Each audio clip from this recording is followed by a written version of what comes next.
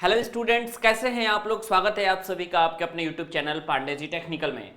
आज हम बात करने वाले हैं आपसे बिहार पैरामेडिकल जीएनएम एएनएम के कट ऑफ के बारे में कि इस बार जो है एटलीस्ट आपको कितना नंबर लाना पड़ेगा ताकि बिहार में जीएनएम तथा एएनएम में आपके पास जो है एक सीट 100% कंफर्म हो जाए।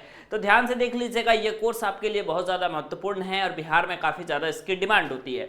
सबसे पहले हम बात करेंगे आपके जीएनएम कोर्स के बारे में, उसके बाद हम बात करने वाले हैं आपसे एएनएम कोर्स के बारे में। जीएनएम कोर्स के बारे में बात कर लूँ तो क्लास 12th इसके लिए आपका क्वालिफिकेशन होता है, जिसमें आप लोगों के पास पीसीएम या पीसीबी आपके पास सब्जेक्ट होना चाहिए तथा इंग्लिश में आपका जो नंबर है वो 40 नंबर से ऊपर होना चाहिए। मिनिमम एज इसके लिए 17 और मैक्सिमम एज आपकी 35 दी जाती है। ठीक है, मेडिकली फिट भी होना इसके लिए बहुत ज़्यादा ज़रूरी है। तो सबसे पहले आपको कट ऑफ के बारे में बताया जाएगा, ध्यान से देख लीजिएगा। ये जीएनएम का दोस्तों कट ऑफ है, जिसमें मैं आपको रैंक भी बताऊंगा और एटलीस्ट अगर आप यूआर से हैं या बीसी से हैं या ईबीसी से हैं या एससी से हैं या एसटी से हैं, इनमें से अगर आप किसी भी समुदाय से बिलोंग करते हैं तो आपका मार्क्स कितना आना चाहिए और इसके साथ ही साथ इसके लिए रैंक कितना आना चाहिए ताकि आपको जो है 100% सरकारी कॉलेज मिल जाए। बात करेंगे इसके बारे में, लेकिन इसके पहले जो है हम आपको सबसे इंपॉर्टेंट बात बताना चाहते हैं कि अगर आप भी बिहार पैरामेडिकल एग्जामिनेशंस की तैयारी कर रहे हैं तो इसके लिए आपके पास सबसे सर्वश्रेष्ठ बुक जो है ये चक्षु प्रकाशन की है और आप इस किताब को खरीद करके और बिहार पैरामेडिकल एग्जाम की तैयारी कर सकते हैं। मैं आपको बताऊं कि बिहार पैरामेडिकल एग्जामिनेशंस के लिए ही ये किताब डिजाइन की गई है और बिहार के कैरिकुलम को देखते हुए ही ये किताब डिजाइन की गई है। डिस्क्रिप्शन सेक्शन में आपको लिंक मिल जाएगा, आप वहां से इस बुक को बाय कर सकते हैं। ये एक प्रकार का स्टडी गाइड है जिसकी हेल्प से आप जो है आराम से अपनी प्रवेश परीक्षा 2024 को क्लियर कर सकते हैं, जिसमें आपको मिलता है 4500 बहुविकल्पीय प्रश्न मिल जाएंगे जो कि कंप्लीटली उसी पर आधारित होंगे जैसे कि बिहार पैरामेडिकल एग्जाम में पूछा जाता है और सिलेक्शन की मिलती है यहाँ पे आपको 100% गारंटी। तो आइए बात करते हैं दोस्तों हम आपसे बिहार के कट ऑफ के बारे में। आप डिस्क्रिप्शन सेक्शन में चेक कर लीजिएगा, बुक खरीदने के लिए आपके पास लिंक अवेलेबल होगा। यहाँ पे आप देख सकते हैं ये रैंक आपको मैंने एक बगल लिख रखा है और यहाँ पे मैंने एक बगल आपके लिए जनरल मार्क्स लिख रखे हैं कि कितने नंबर एटलीस्ट आपके जो है एग्जामिनेशंस में आने जरूरी हैं। देखिए, सबसे पहले यूआर के हैं अगर तो आप 2500 रैंक तक आपको जो है आसानी के साथ सरकारी कॉलेज मिल सकता है, जिसके लिए आपको नंबर 260 से 270 के बीच में लाना पड़ेगा। बीसी की बात करें तो 500 रैंक तक मिल सकता है, जिसके लिए आपको 240 से 250 अगर आप नंबर लाते हैं इजीली आपको कॉलेज मिल जाएगा।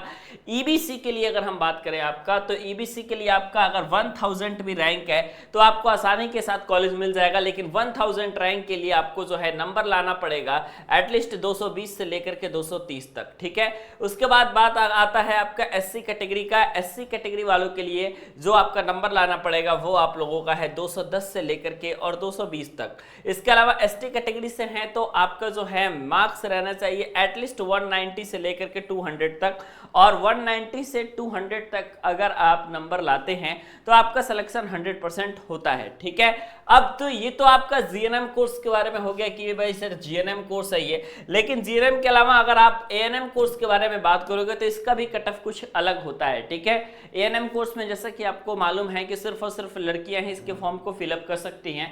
एएनएम कोर्स में बात करें तो यूआर आप लोगों का 7000 तक भी आप लोगों को कॉलेज मिलता है और यूआर 7000 रैंक तक लाने के लिए एटलीस्ट आपके जो प्रवेश परीक्षा में नंबर होने चाहिए वो 240 से 260 तक के बीच में होने चाहिए। इसके अलावा मैं आपको बात करूं बीसी के बारे में तो यहाँ पे आप लोगों का 1800 रैंक तक आपको कॉलेज मिल जाएगा।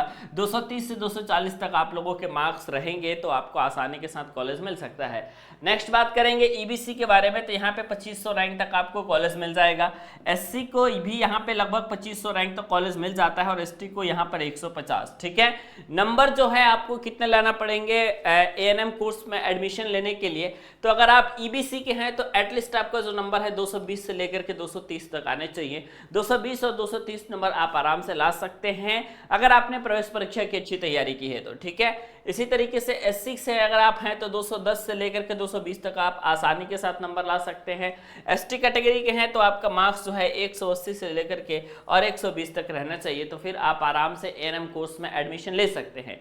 जीएनएम तथा एएनएम कोर्स की ये रही आपकी कट ऑफ की जानकारियां और आपके मार्क्स।